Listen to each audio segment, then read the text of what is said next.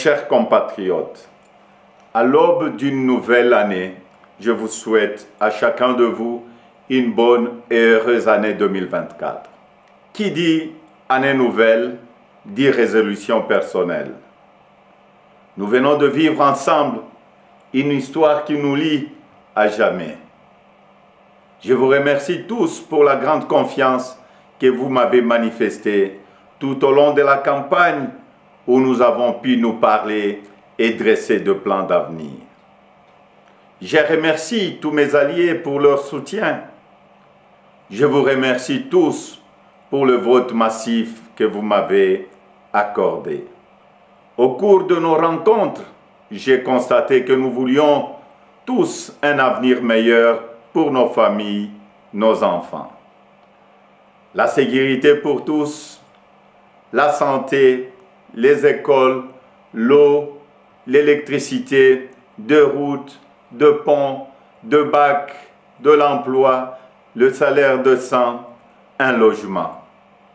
Toutes ces choses simples qui devraient faire la dignité de tout Congolais, nous en rêvons.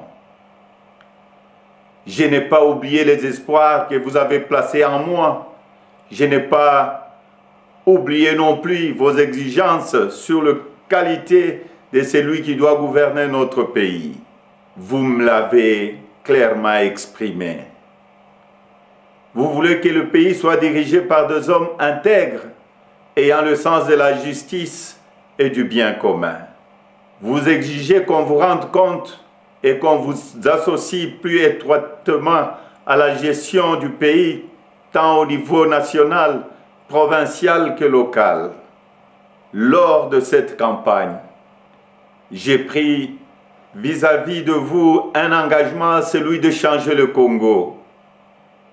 Je n'entends pas le trahir.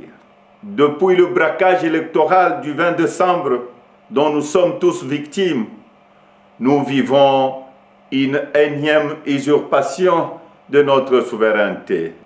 De partout, j'entends monter des cris d'indignation, des cris de contestation, des cris de colère, des cris d'exaspération. Au mépris de l'expression populaire, un régime issu de la fraude, de la tricherie et du fait accompli veut s'imposer à nous. Il n'en sera jamais question, absolument jamais. À l'aube de cette année nouvelle, au cours de laquelle nous aspirons à la paix, à la sécurité, à la stabilité et au développement, nous savons tous que nous ne pourrons jamais bâtir une nation apaisée et tisser le lien du vivre ensemble sur le mensonge, la fraude et la tricherie. Nous ne pourrons jamais bâtir un pays, un État, une nation sans retrouver notre fierté qui appelle à pouvoir choisir librement nos dirigeants. Le serment de liberté que nous ont légué le Père fondateur repose sur le lien sacré qui doit exister entre le peuple congolais et ses représentants.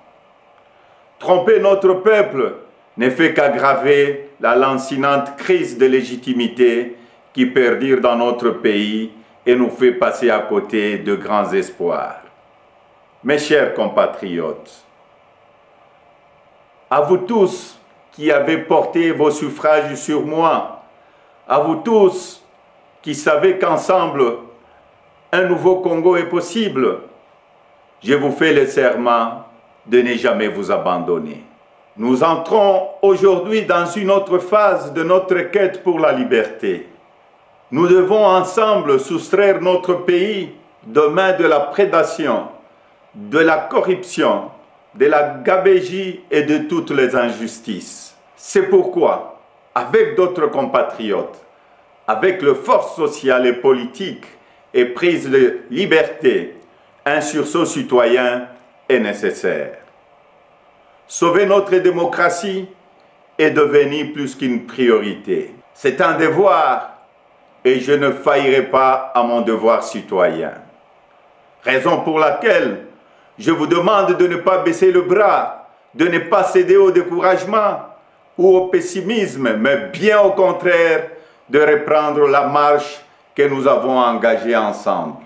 Parce que rien n'est fini, tout est encore possible.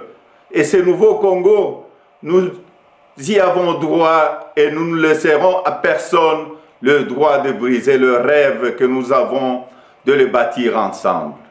Notre Constitution nous invite à nous opposer à tout groupe d'individus qui veut prendre le pouvoir et s'y maintenir en dehors de la volonté du peuple congolais.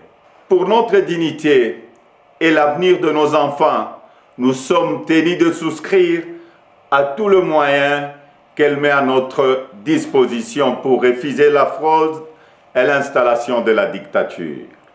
Peuple congolais, tenons bon, restons mobilisés. Le temps de l'action est venu. Par des actions pacifiques, démocratiques, nous allons résister et reconquérir notre droit le plus légitime, celui de faire échec à la fraude et de reprendre en main notre destin avec les dirigeants de notre choix. Amis partenaires, frères africains, les Congolais n'ont-ils pas le droit de vraies élections? Dites-moi, dans quel pays au monde l'on retrouve des machines à voter entre les mains des candidats du pouvoir et on se précipite à proclamer et à féliciter un vainqueur aux élections? Dites-moi le nom de ces pays. Citez-moi un seul pays au monde où l'on décide de prolonger la période des élections de 11 heures à 6 ou 7 jours et on se précipite ensuite à féliciter le vainqueur. Citez-moi un seul pays dans le monde où on proclame le vainqueur sur la base de bureaux de vote et de machines à voter dont on ne connaît même pas le nombre au jour de l'élection. Personne ne peut s'ériger en complice de cette fraude électorale que nous accepterons jamais. Que vive la République démocratique du Congo, unie, libre et prospère. Merci.